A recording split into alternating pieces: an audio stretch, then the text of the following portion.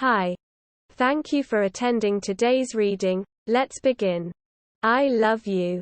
I love you so much. I am a complete loner. Don't have any friends and don't talk to anyone. Emma, on the other hand, is good at pretty much everything. She has lots of friends. Good at studies and at athletics. She's number 1 in class.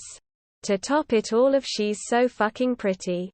What nobody knows is that our houses aren't that far apart. Although I never went to her house or even talked to her before. One day Emma was absent at school. The teacher was handing out worksheets and wanted me of all people to deliver them to Emma. Ugh, so annoying, I thought. And so, after school I headed to Emma's place. Emma answered the door. I gave her the worksheets and was about to head home. Wait. Emma said. Come have tea with us.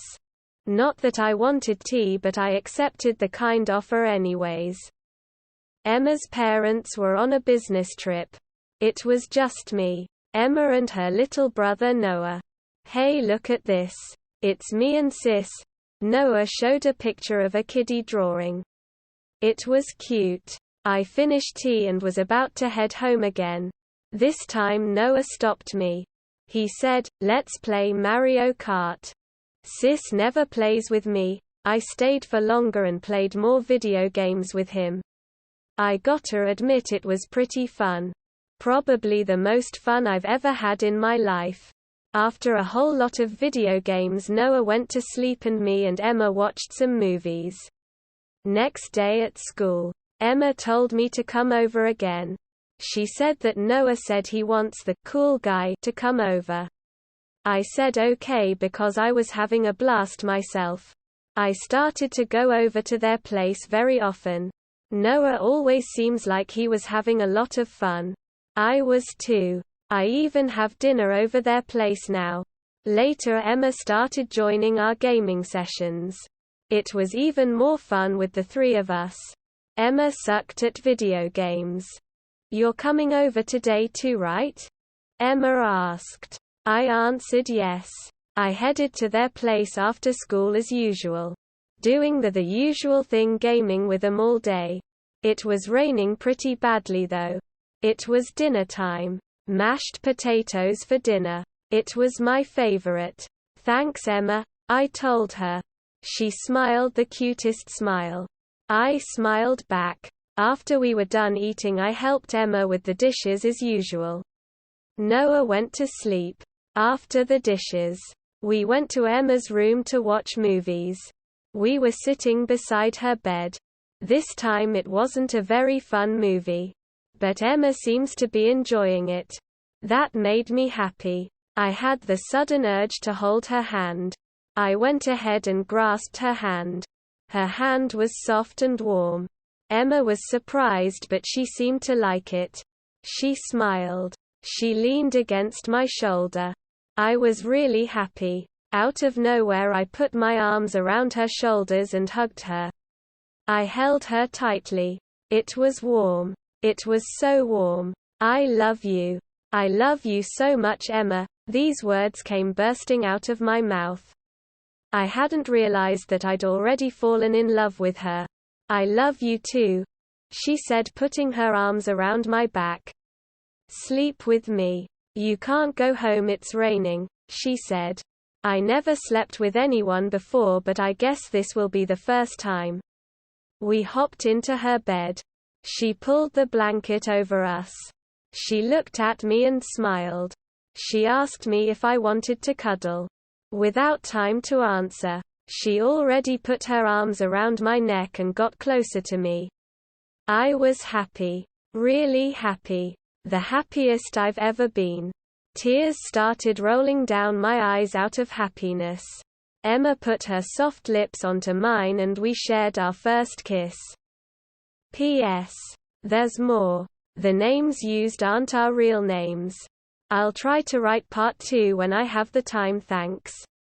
Also, this happened a few years ago, in case you're wondering. End of story. Next story. Just enjoy it. My girlfriend and I took a trip a few years ago to the wonderful and magical land of Savannah Gar for her birthday. By midday, we arrived at a nice little Irish pub in the middle of town and sat at the bar to finish out our day of celebration.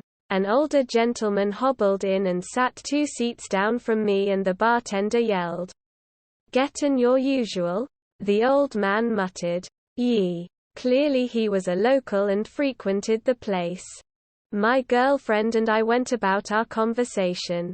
I mean, after all, we were there to celebrate a birthday and haven't even made it halfway through our first pint. So we had work to tend to. As we toasted to a new age and another year, the old man leaned over and told us it was his birthday as well and that he turned 72.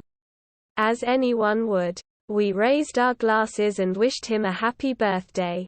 I told him we were there celebrating my girlfriend Kelsey's birthday and she turned 27. He immediately followed up that his late sister's name was Kelsey and her middle name was Anne, which was my girlfriend's middle name as well. I thought to myself, he's 72, she's 27. Her name is Kelsey Ann and his sister's name was Kelsey Ann. Huh. Interesting. He began to tell us story after story of his sister and their family. At some point, he had mentioned that his sister attended Parker High School, and once again, I thought to myself, my girlfriend's mom's maiden name is Parker. So strange. Parker is a Scottish name, and right as I put that together, he told us that he played bagpipes with a group of bagpipers, and they would put on shows throughout the year in Savannah. I looked up his group name and sure enough, there were plenty of photos of him in a kilt alongside his bandmates, blaring on the bagpipes and marching through the streets. After some delicious drinking and good conversation, the old man stood up to leave. At that moment, Kelsey asked him if he had any advice from a 72-year-old to a 27-year-old. His eyes began to water and his lips started to quiver. Out of his mouth came 3 words that completely changed my thought process on my day-to-day and will never forget them. Just enjoy it. That was it. Just enjoy it. Simple enough, right? No big deal. Nothing mind-blowing or life-altering, you would think. But the timing of this entire situation was exactly that, life-altering, for both of us. How the hell does that many things line up with almost half a century between complete strangers? He gave, in my opinion, the best advice I've ever heard and ever will hear. All of that rambling to say, nothing lasts forever. Bad or good, it is inevitable that all things come to an end. If you find that you are weak, anxiety-ridden, stressed the fuck out, at the end of your figurative rope, unsure of what to do or where to go, take a moment. Just a moment. Breathe in, breathe out, and where you are right now, just enjoy it. End of story. That is all for today. If you want to support my automated channel, feel free to drop a like and subscribe. See you tomorrow.